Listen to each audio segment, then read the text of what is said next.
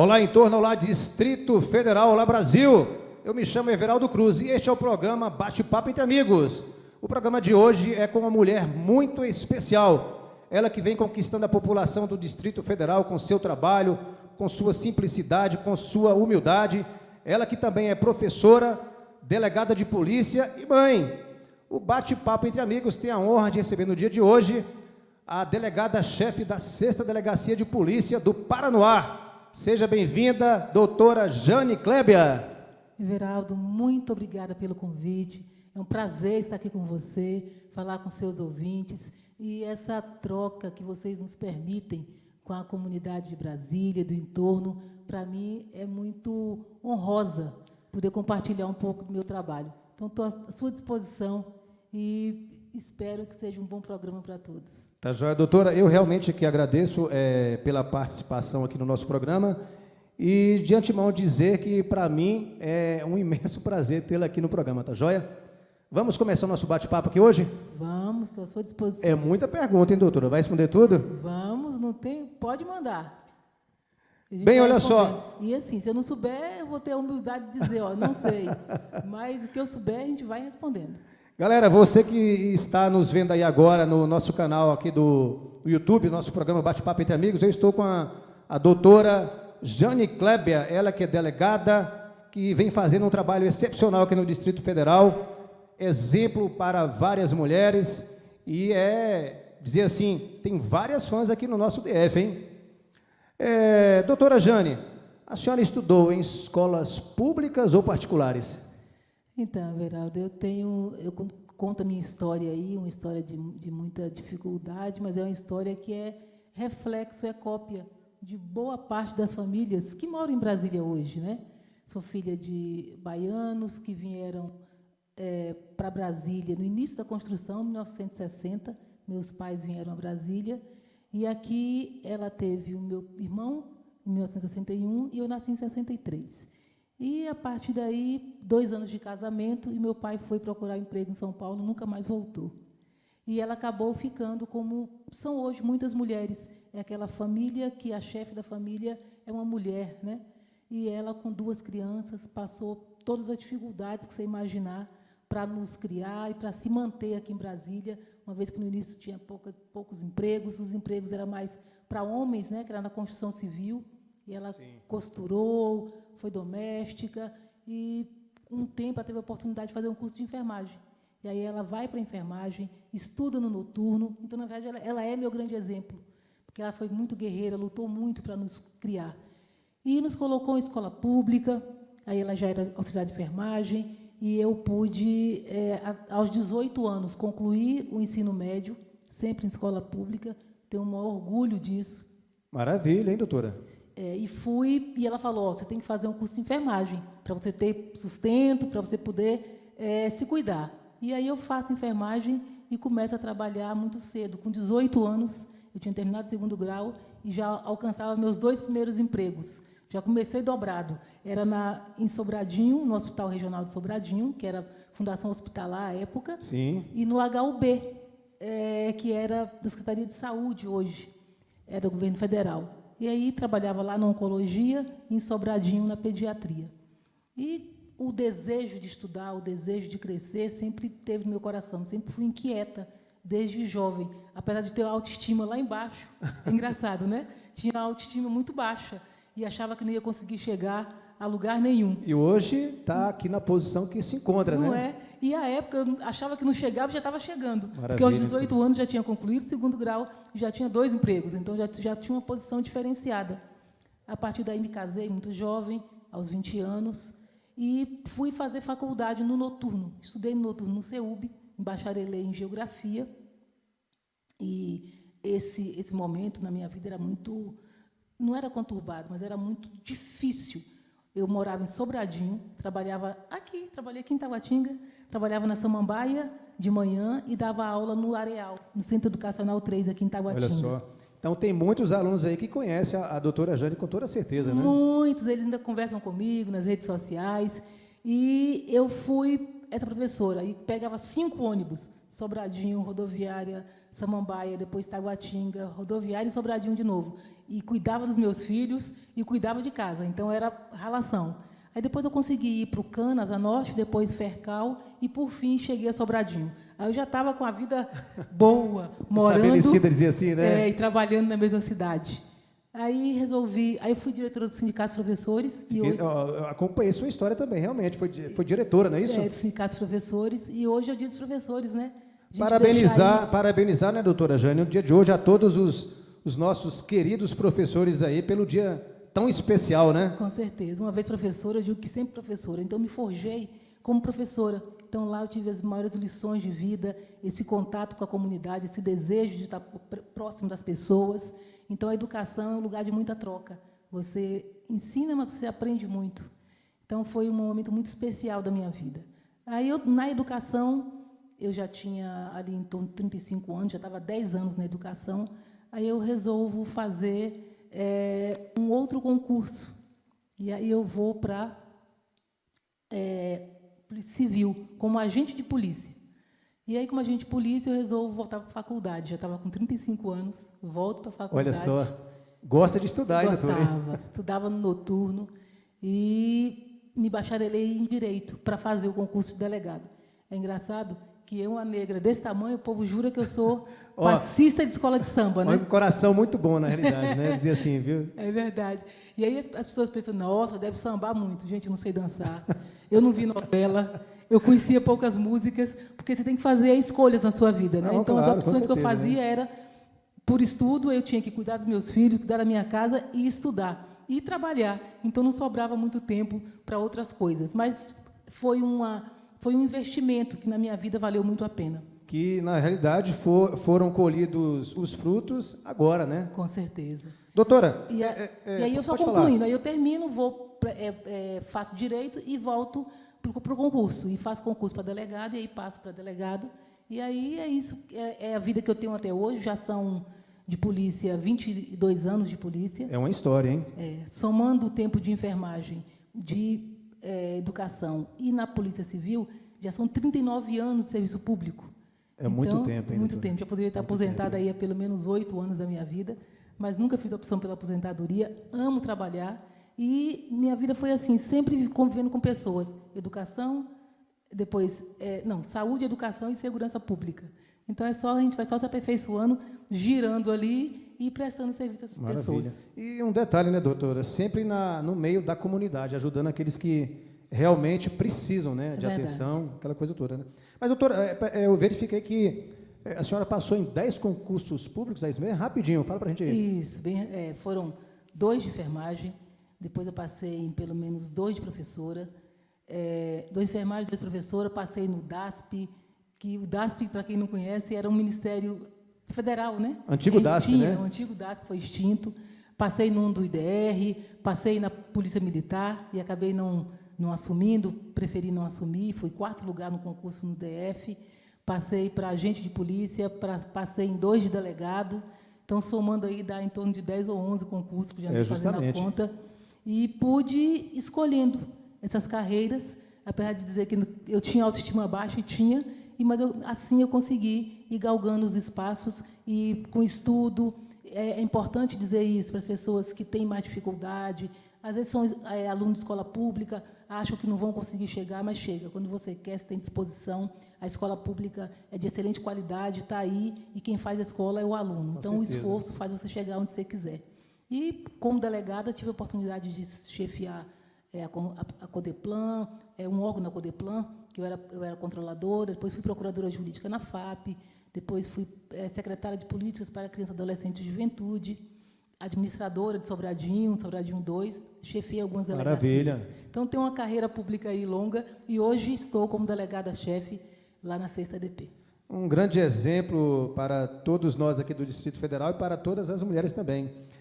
Falar em mulher, doutora, por que a delegada Jane vem sendo referência, principalmente para mulheres e pessoas de baixa renda do Distrito Federal? Será que é pelo seu currículo, pelo seu exemplo de luta, de vitória? Eu acho que é um pouco da história. As pessoas conseguem se enxergar nessa dificuldade que eu passei na minha vida para alcançar os espaços. Elas se inspiram, elas sonham, As pessoas têm sonho, né? De conseguir alcançar Sim. o espaço de fala, o espaço de poder, e elas imaginam, não, doutora Jane passou pela dificuldade que eu passei, foi mãe, sou mãe, criou filhos, hoje tenho netos, e conseguiu, com todas as dificuldades que, em regra, as mulheres sofrem ou enfrentam para conseguir se profissionalizar, estudar e trabalhar e cuidar da família. Então, eles se espelham, olha, ela conseguiu, eu posso conseguir. Ela é essa pessoa que saiu do nosso meio e está lá nos representando. Então, muita gente me procura, se sente representada. Ah, doutora, você me inspira, você me representa, eu tenho esse cuidado, esse olhar todo especial pela comunidade, pelas mulheres. Tem uma luta contra a violência doméstica, que eu acho que ela é muito importante.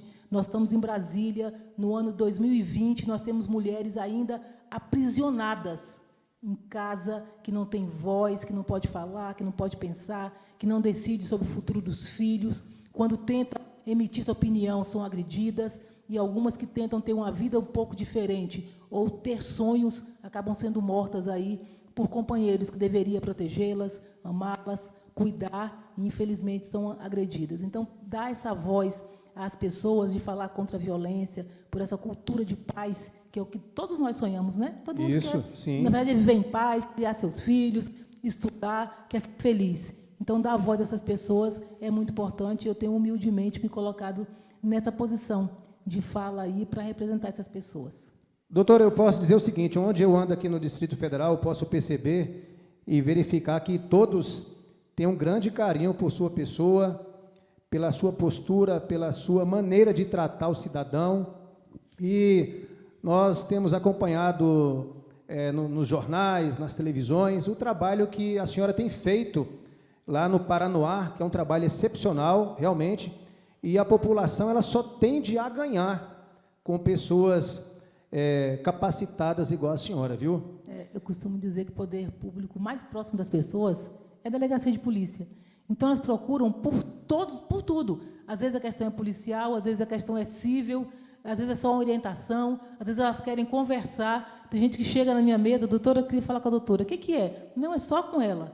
Aí, quando chega na minha mesa lá, começa a contar a história de vida, história da vida delas, dificuldades que elas passam, querem ser um aconchego, querem ser ouvidas. Então, isso mostra que o poder público é a delegacia. Ela tem que estar de portas abertas, tem que ouvir as pessoas mais simples, tem que recebê-las, se não for caso de polícia, tem que orientá-las. Então, eu gosto disso. Então, eu recebo gente, às vezes tem lá 5 policiais, tem um monte de gente esperando. O que é? Não, é só com a doutora Jane. Então, eles falam comigo, aí eu atendo, ouço, trago de volta e apresento para o policial, que vai acabar fazendo o registro da ocorrência. Mas elas sentem confiança. E isso, para mim, é importante, porque o nosso trabalho melhorou muito.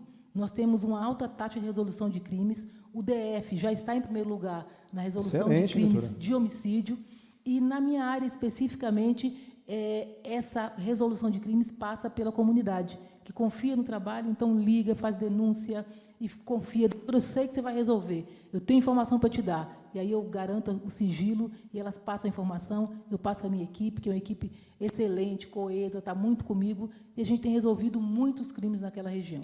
Maravilha, doutora. Doutora, nosso tema de hoje aqui, nós falamos muito, nós ouvimos falar muito sobre criança, o que tem acontecido com as nossas crianças no nosso dia a dia, violência doméstica, abuso, e são temas muito, eu diria assim, delicados e polêmicos, né? É verdade. E o Estado em si, ele dá apoio, as polícias dão apoio, vai atrás, faz realmente a sua parte, né? E em cima desse tema, doutora, eu gostaria de fazer algumas perguntas para a senhora. O que é a violência sexual contra crianças e adolescentes? Esse tema é um tema, como você mesmo falou, é delicado, é sensível, as pessoas às vezes se constrangem em ouvir, em falar, mas nós precisamos falar desse tema. Assim como a violência doméstica, que é um tabu, é uma coisa corriqueira, que tem que ser evitada, está no seio das famílias, da mesma forma é o abuso sexual contra a criança e adolescente. E por que é tão grave esse tema? A criança, até por falta de compreensão do geral, né, do que é a vida, porque ela aprende conosco, concorda? Isso, claro. Ela vai aprender com os pais na convivência. Se ela tem alguém que é próximo, que é familiar, e começa a praticar um toque indesejado, né, um toque malicioso, a criança não consegue distinguir o que é esse toque malicioso, o que é carinho. Porque, em regra, as pessoas que estão com ela, os adultos, têm que amar, proteger e cuidar. E aí, quando um adulto pratica um toque ou algum ato mais grave com a intenção de satisfazer um desejo próprio sexual, nós estamos diante de uma situação de abuso. E aí a criança, quando ela recebe esse toque malicioso ou esse abuso, ela fica confusa. Ela não sabe se aquilo é carinho, né, ou o que seria aquilo, e acaba até entendendo que aquilo é normal, porque ela não tem noção do que está acontecendo. Então, muitas crianças sequer têm noção. Então, a gente precisa fazer esse alerta. Boa parte dos abusos, infelizmente, que vitimam as crianças, acontecem dentro de casa ou de algum conhecido. De cada 10 abusos, 6 são praticados por algum parente, por algum conhecido ou por algum vizinho. Então, o que torna a conduta ainda mais grave. Por quê?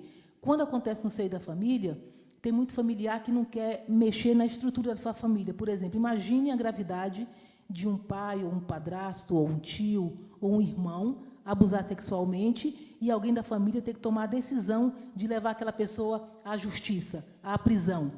Então, acaba, em algumas situações, a família acobertando aquela conduta. E acontece muito, né, doutora, na realidade, né? Muito, acontece muito, a família acaba acobertando para não prender, sei lá, a pessoa que é o mantenedor, que é aquele que traz o alimento para a família. Mas a gente precisa fazer um alerta às pessoas. Se essa conduta estiver acontecendo, essa pessoa tem que ser levada à justiça, porque ele tem que entender que ele é pai, é tio, é padrinho, é amigo, é vizinho, então ele tem que ser o protetor. Ele é aquela pessoa que leva carinho e proteção. Se ele escolhe, ao invés disso, praticar o abuso, então, infelizmente, ele tem que sofrer as consequências do crime que praticou. Então, nossa vida é feita de escolhas e de consequências de nossas escolhas. Com certeza. Então, fez a escolha errada, a pessoa que faz a denúncia, a pessoa da família que vai entregá-lo à justiça, não precisa se sentir culpado, porque quem errou foi aquela pessoa e ela tem que pagar. E, como adulto, ele tem consciência de que aquilo é errado. Tanto é que essas condutas são praticadas à noite, no escuro. Os abusadores, em regra, criam situações para afastar as pessoas de perto e ficar sozinho com a criança que ele vai abusar. Então, ele tem consciência de que aquilo é errado. Então, por isso, ele cria toda essa situação para ficar sozinho. E aí, junto com esse abuso, vem as ameaças, vem aquela coisa de não conta para ninguém, não fala isso, ou vem o agrado, que às vezes troca o favor sexual por um agrado. Quando a criança é muito tenra, a idade é bala, né, aquelas guloseimas, doce, sorvete. Quando vai ficando adolescente, troca por presentes, né, celulares, é isso, é aquilo. E algumas simplesmente abusam e só vão ameaçando. Olha, se você contar alguma coisa, eu mato sua mãe, se contar, eu mato seu pai, se contar, eu vou te matar. E a criança fica aprisionada por aquela ameaça e acaba sofrendo por muito, muito, muito tempo aquela situação de abuso. Com certeza.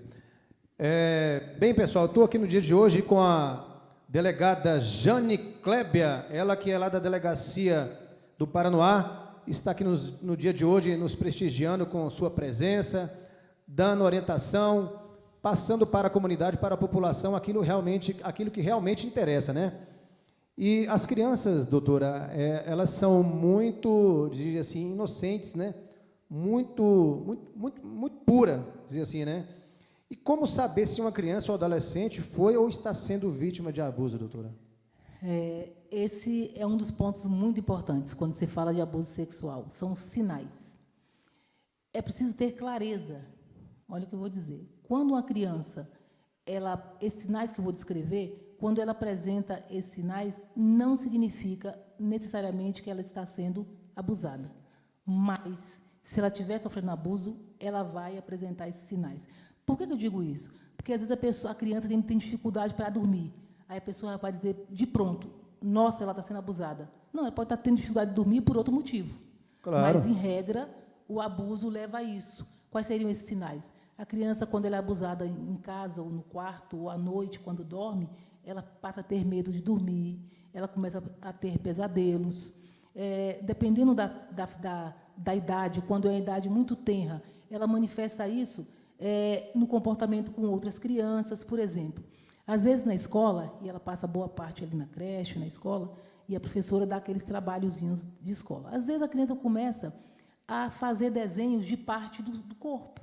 de seios, de genital, de pênis, de uma vagina. Então, quando a criança começa a despertar para esse assunto... Precocemente, na realidade, precocemente, né? É importante ver o contexto, onde ela vive, quem vive com essa criança, porque tanto ela pode estar desenhando por pura curiosidade, só porque é curiosa mesmo, criança é curiosa, está desenhando, como ela pode estar sofrendo algum abuso, então ela despertou para a questão sexual, para os genitais, Justo. porque alguém está incomodando, porque alguém está tocando, porque alguém está mexendo com ela.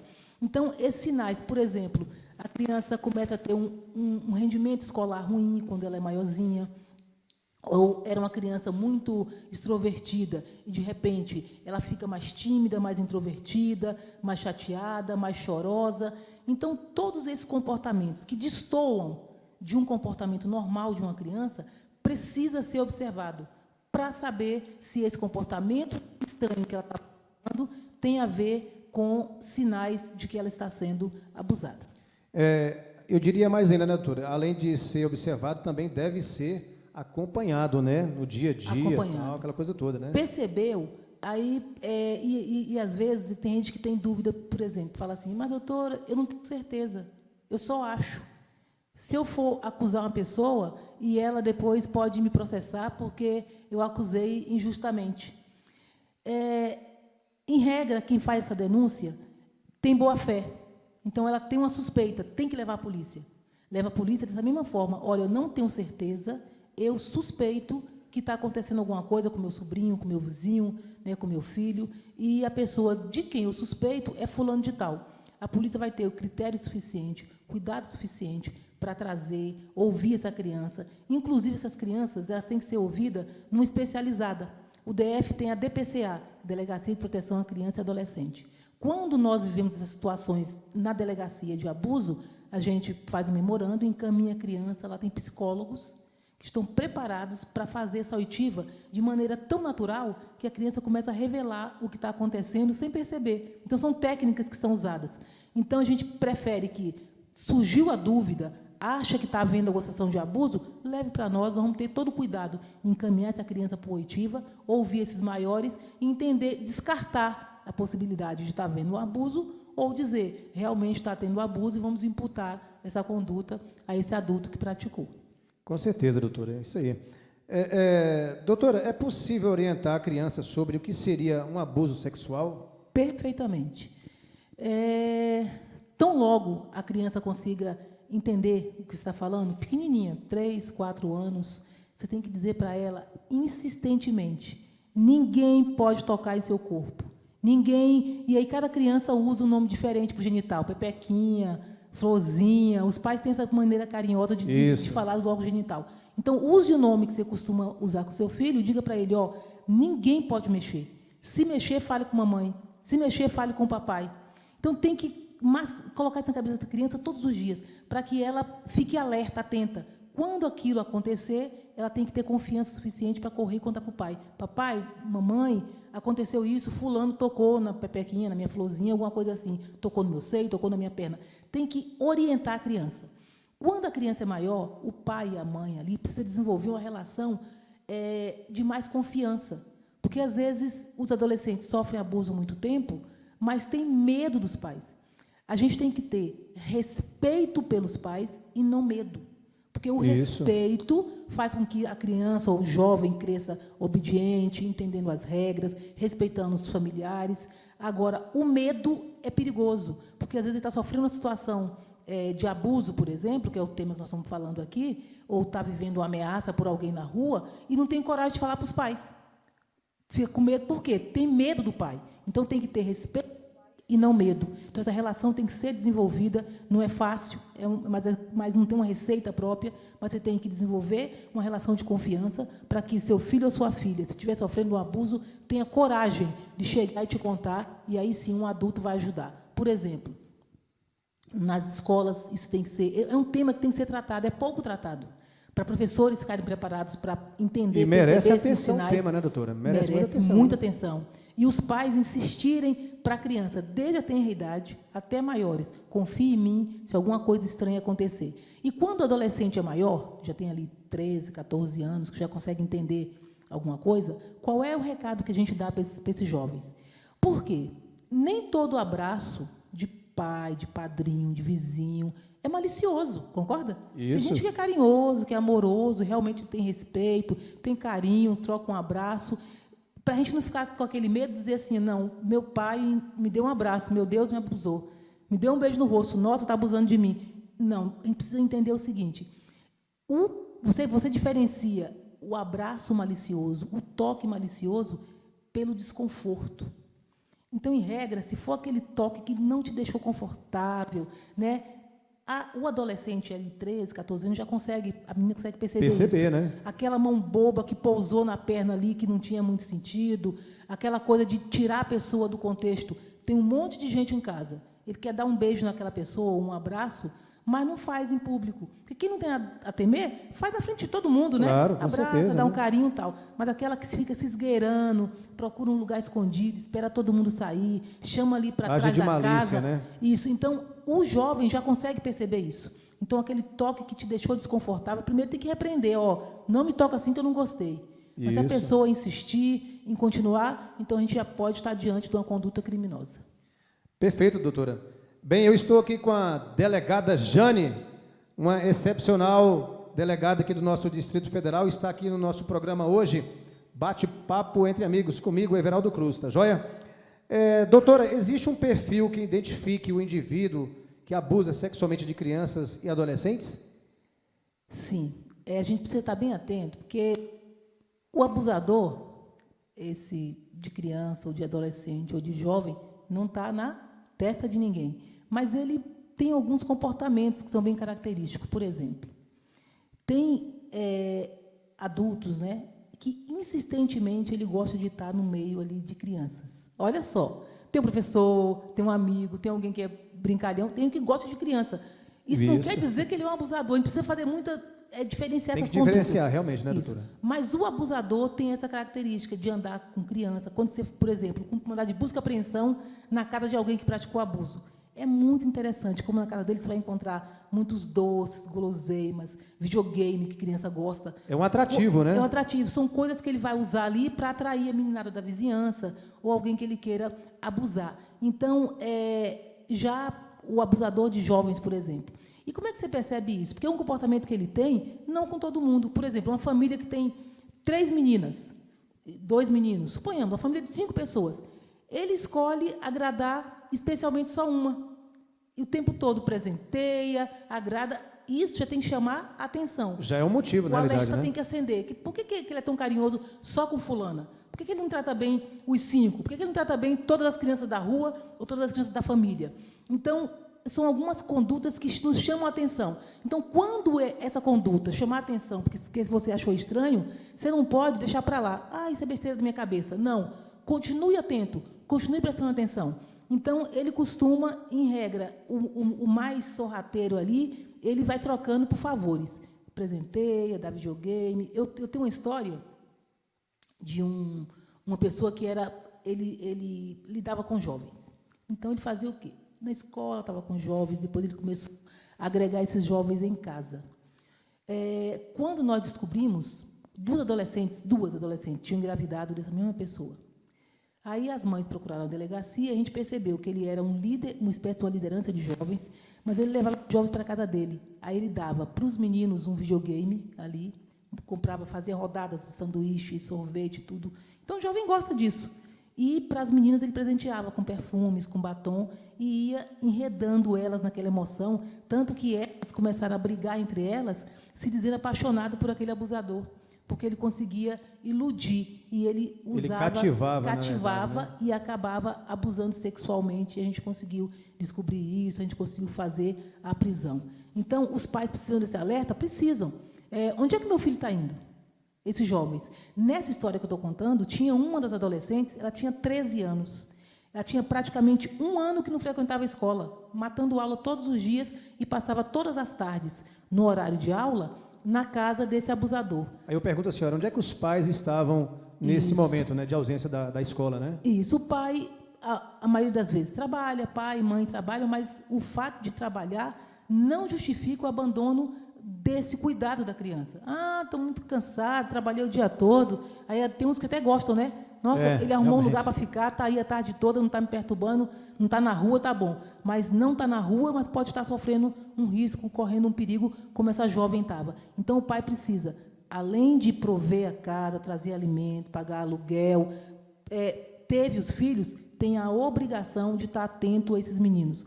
Quem está andando com eles, onde é que eles estão indo, desenvolver uma relação de confiança para que eles possam contar se alguma conduta dessas de conotação sexual está acontecendo com seu filho, antes que ele seja enredado e não consiga sair.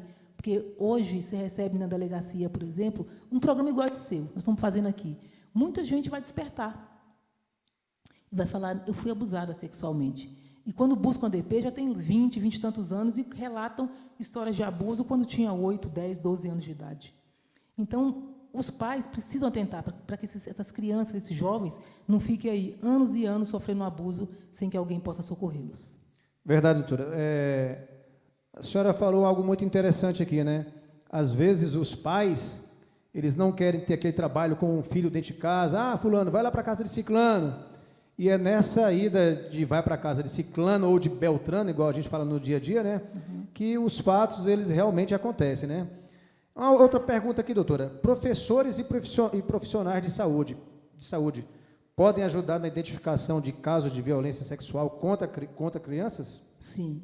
Os professores passam boa parte do tempo com esses alunos, às vezes mais tempo do que os pais em casa. Porque o pai trabalha o dia todo, manda o filho para a escola de manhã, à tarde ele está na atividade contrária, educação física, arte, sei lá o quê. Aí chegam em casa à noite, passam ali um tempinho, né? Aí vão para a televisão, vê ali um filme para relaxar, depois vão dormir e só vêem os filhos no final de semana. E o professor não, está com aquelas crianças, né, das menores às maiores, o tempo todo. Em regra, o professor desenvolve ali uma identificação desses alunos. Eles conseguem perceber quando esse aluno muda de comportamento. Então, quando essas crianças passarem a expressar, ela era uma criança bem sociável, e agora ela está muito no cantinho, não conversa com ninguém, não quer fazer atividade da escola, não se diverte com nada, tem criancinha que começa a morder os outros, começa a agredir as outras crianças. Então, quando o comportamento daquela criança for diferente, professores não entendam que é só o menino disciplinado, né? Que é o menino que tem que tomar uma advertência, nada disso. Tem que fazer uma pesquisa maior e, às vezes, os professores não têm essa disponibilidade. Primeiro, que tem um monte de aluno, a escola não tem serviço de orientação, infelizmente. Mas teria que, nesse momento, encaminhar para um serviço de orientação para fazer esse estudo familiar e ver se não está acontecendo nada com relação a essa situação de abuso sexual com essa criança, adolescente, com esse jovem. E na saúde, a saúde já tem um protocolo, e que é muito importante. A criança vai ao hospital acompanhada da mãe e, por algum motivo, eles percebem uma mordida, uma coisa roxa, né? Então, porque às vezes o abusador ali, naquela ânsia de satisfazer o desejo sexual, dá mordidas, né? Pega de forma mais forte, deixa marca. Então, mãe, que marquinha é essa aqui? Por que ele está roxo no pescoço? O que aconteceu? Se o pai não souber explicar, tem que fazer um encaminhamento, tem que buscar a delegacia, para que a gente possa fazer essa investigação. Eu me recordo de um dos fatos mais graves da minha carreira, assim, uma das investigações mais pesadas que eu já fiz. Tenho 20 anos de polícia e uma que eu nunca vou esquecer. Foi um abuso sexual para o pai contra um bebê de 9 meses. E quem percebeu foi o hospital. A mãe deixava a criança na creche, e na creche foi dar banho na criança e olharam os genitais, estava muito machucado. E alguém se assustou, falou, nossa, que coisa assustadora. Levam a criança ao hospital, o médico examinou, a criança não parava de chorar, 9 meses. Falou, isso é abuso sexual. Comunicou para nós imediatamente começamos a buscar ali. Todo mundo conviveu na creche, na vizinhança, onde a mãe deixava, inclusive o pai, e acabamos chegando ao final da investigação, o pai era esse abusador. Mas quem começou a solucionar por meio do hospital. Nesse caso, nós indiciamos o pai e indiciamos a mãe como autora de estupro. Por quê? Uma mãe conhece o corpo do filho, do bebê, então, que ela dá banho, está ali cuidando. No dia a dia, né? No cotidiano ali. Uma garota de 15 anos na creche, dando banho, viu o genital ferido. E você acha que a mãe não teria visto? E aí, quando a gente foi aprofundando na investigação, eles moravam numa casa que era um quarto único. Então, dormiam todos numa mesma cama. Então, dormia o pai, a criança e a mãe. Então, e ele praticava abusos naquele ambiente. Então, ela tinha todas as condições de ver, mas com medo de perder o companheiro, permitiu que ele abusasse da filha. Então, foi uma situação assim, muito chocante, muito dura para nós, mas que nós chegamos à solução por meio desse apoio que a saúde dá para nós e por esse protocolo. Chegou, achou estranho, comunica a polícia. E assim todos devem fazer. Achou que tem alguém com um comportamento estranho com a criança, com um adolescente, com um jovem, comunica. A polícia tem trato, sabe como fazer essa investigação para comprovar se é verdade ou não. Maravilha. Doutora, em uma situação de violência sexual, quem deve sair de casa?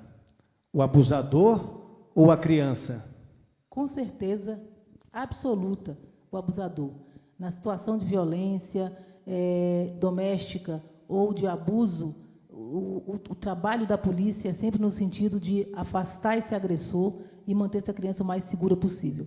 Em algumas situações, quando é criança e tem ali uma conivência, ou pelo menos uma negligência da mãe em proteger essa criança, então o juiz da Vara da Infância e Juventude, a Promotoria de Defesa da Infância e Juventude tem esse cuidado de, em algumas situações, para colocar essa criança em proteção, de tirar da família. Em algumas situações, é preciso colocá-la em um lar substituto. Ou alguém relacionado à própria família, um outro familiar, ou uma família substituta mesmo, que não tem laços sanguíneos com aquela criança. Mas todo o pensamento, toda a ação é feita em torno do que é melhor para a criança. Sempre o aspecto é esse. Então, o que é melhor? É mantê-la naquele ambiente em que tem uma mãe que não está cuidando bem, que é negligente, que está fechando os olhos para aquela situação, então a criança pode continuar sofrendo aquele abuso. Então, ela é retirada e é colocada numa família substituta. Em regra, afasta o agressor. Não sendo possível afastar o agressor, é afastar a criança e colocá-la protegida. Nosso tempo está acabando. Eu me recordo de uma situação em que eu apurava um abuso sexual, porque são muitas situações. E a vítima era uma menina de 8 anos de idade e o abusador, infelizmente, era o padrasto daquela criança. A mãe sai para levar uma roupa na costureira e, quando retorna, encontrou aquela cena, ele abusando da criança. Ela mesma pegou a criança, pegou o abusador, falou para a mãe dela e foram todos para a delegacia. Foi uma situação muito inusitada. E ela chegou na delegacia me contando a história de que chegou em casa e o companheiro estava abusando. Mandamos a criança para o IML, comprovamos o abuso, fizemos o flagrante. Antes que o flagrante terminasse, ela já estava arrependida de ter levado ele para a delegacia. E começou a esbravejar, a gritar, dizendo assim, que se ele ficasse preso, ela ia se matar. Então, em outro momento, ela passou a culpar uma criança de 8 anos, dizendo que a culpa era da menina, que estava vendo televisão com as perninhas abertas e provocou o companheiro dela. Olha que absurdo. Então, nessa situação, eu não podia deixar essa mãe levar a criança para casa, porque ela estava chateada com a criança de 8 anos, porque o companheiro abusou da menina. Então, ela podia praticar outras agressões contra essa criança. Com certeza. Era noite, a gente foi para a Promotoria de Defesa e Juventude, que é PDJ chamada, e levamos isso ao promotor para que pudesse, já naquele momento, afastar a criança de casa, para ficar protegido, infelizmente, da própria mãe. Protegeu ela do abuso e proteger ela da própria mãe, que não tinha cuidado suficiente. Lembrando, né, doutora, que a prioridade vai ser sempre a criança. Sempre a criança. A prioridade vai ser sempre a criança. Então, você pai, você mãe, que está no dia a dia convivendo com um fato parecido, você pode procurar. Nós temos aqui a nossa Polícia Civil, que faz um excepcional trabalho aqui no Distrito Federal, igual a delegada Jane faz e tem feito aqui pela comunidade, e pode denunciar, sim, com toda certeza. A polícia vai saber, com toda a técnica, com toda a experiência, desvendar e descobrir realmente o que vem ocorrendo ali. Doutora, realmente o nosso tempo está chegando ao final, né? Mas temos duas perguntas ainda aqui. Eu diria o seguinte, perguntaria, qual a principal recomendação para que a gente proteja os nossos filhos no dia de hoje? Para a senhora passar para toda essa galera que está nos vendo aí nesse momento. Eu usaria uma única palavra, atenção. Tenha muita atenção aos sinais. Perceba, acompanhe, saiba onde seu filho está, saiba com quem ele está andando, saiba que tipo de conteúdo ele está acessando nas redes sociais. Quando você trabalha, tenha certeza onde ele vai ficar e quem são essas pessoas. E se a criança, o jovem, adolescente ou o adolescente apresentar qualquer sinal de comportamento que você repute estranho, você fala, isso não é normal em um jovem, em uma criança. Então, comece a investigar o que está provocando aquele comportamento anormal na criança ou no adolescente. E se descobrir que é o contato de algum maior, o contato de algum adulto, algum comportamento inadequado em relação à criança, procure imediatamente a Polícia Civil. Aí a pergunta é, eu não sou parente, eu só estou de longe, mas estou vendo o que está acontecendo. E não quero muito me indispor com a família, não quero me meter, não quero ficar mal com os pais. Pode fazer uma denúncia anônima. Diz que 197 e faça a denúncia anônima. Conte os detalhes. Na casa tal, tem seu fulano de tal, dona fulaninha e 2 crianças. Essa criança está sendo abusada pelo vizinho, essa criança parece estar sendo abusada ou agredida pelos pais. Então, dê o endereço e pronto. E fala, não quero me identificar. A polícia vai colher aquela denúncia anônima, vai ganhar um número e é como se fosse uma ocorrência. E, a partir dali, se inicia uma investigação sem precisar que o denunciante apareça. Nós só queremos a informação para apurar o caso. Maravilha, maravilha. A delegada aqui, ela orientou e esclareceu muito bem sobre o nosso tema, né? Doutora Jane, delegada Jane Clébia, família, o que é família para a senhora? Família, para mim, é tudo. Família é muito importante. Para mim, é o primeiro núcleo. É aquele onde você aprende o amor, onde você aprende o respeito, onde você desenvolve os seus sonhos. Se nós não tivermos uma família, um ciclo familiar consistente, fechado, amoroso, você não vai conseguir ser amoroso com os outros. Se não houver respeito em casa, você não vai ter respeito com os outros. Então, tudo começa em casa. Então, em casa, você ensina amor, você ensina respeito, você ensina responsabilidade. E, a partir daí, essa criança, esse jovem vai ser um bom pai de família, vai ser uma boa mãe de família, vai ser um bom profissional, né, vai respeitar os outros, respeitar as leis. Então, tudo começa em casa. Então, família é um ambiente importante, é onde você chega depois de um dia exaustivo de trabalho e tem um aconchego, né? Amor, carinho, muito bom, tranquilidade. Então, família é importante, tem que ser muito valorizada e tem que ser protegida pela própria família, pelo pai de família, pela mãe de família e pelo Estado também. É aquilo que a gente fala no nosso dia a dia, né, doutora? A palavra convence, mas o exemplo, ele arrasta. Né? Então, é verdade. O que aqueles pequenininhos verem, ouvirem de seus pais, eles vão colher, sejam bons exemplos ou sejam maus exemplos, né? Com certeza. Doutora Jane Clébia, Jesus Cristo. Jesus Cristo é o nosso rumo, é o Salvador, é quem entregou a sua vida, é quem deu a maior demonstração de amor. Ele sabia que ia morrer, sabia que estava caminhando para o Calvário, mas ainda assim, humildemente, obedeceu e aceitou ser sacrificado para salvar nossas vidas. E hoje nós somos libertos, né, pelo sacrifício que ele fez na cruz. Então, é aceitar esse sacrifício e sonhar em algum dia essa convivência com o Pai, que a vida da gente não acaba aqui, né? A gente tem uma vida pós-morte e aí é aquela coisa bem antiga, mas é assim, é para perdição ou para salvação. E a salvação é com Cristo. A hora de escolher é agora, né, doutora? Verdade, verdade. É pedir a Ele proteção, é Ele que nos guarda, é Ele que nos ilumina, Ele está com a gente, tem que crer nisso, né? Então, Jesus Cristo é quem dá essa tranquilidade para a nossa vida, essa paz que o nosso coração precisa. Então, você está muito angustiado, procurando muita coisa, não está satisfeito com nada, né? Busca Cristo ali, que sua vida vai serenar e você vai viver mais tranquilamente. Com toda certeza. Galera, é o seguinte, você que está nos vendo aí agora, no nosso canal Bate-Papo Entre Amigos, eu estou aqui com a delegada Jane Clébia, ela que é a delegada-chefe lá da 6ª Delegacia de Polícia do Paranoá e tem feito um excepcional trabalho diante e perante a sociedade aqui do nosso Distrito Federal. Realmente eu quero agradecer a presença dela aqui, dizer que, para vocês que estão nos vendo aí, ela é uma pessoa muito simples, querida, carismática, e você que não a conheceu, pode conhecê-la. ela está lá na Delegacia do Paranoá, faz um excepcional trabalho. E convido a você que está nos vendo também, você líder comunitário, você que presta um trabalho na sociedade, como líder comunitário, líder espiritual, líder religioso, que quiser aparecer aqui no nosso programa, igual eu falei anteriormente nos outros programas aqui, esse programa não é meu, ele é seu, ele é da delegada Jane, é da comunidade, para mostrar aquelas pessoas que fazem um trabalho diferenciado, tá joia?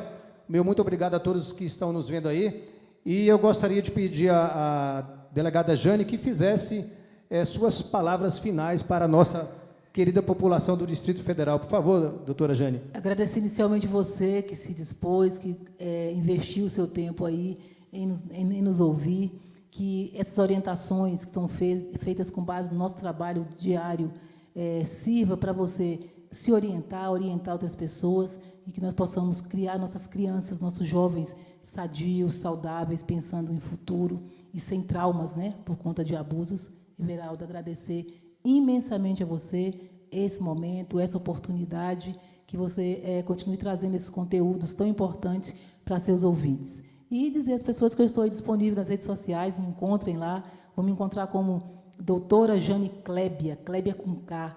Então, estou no Facebook, estou no Instagram, estou no Twitter, estou em todas as redes sociais. E lá eu respondo dúvidas, né, converso, troco ideias com vocês, mostro um pouco do meu trabalho. E é isso, muito obrigada mais uma vez pela oportunidade.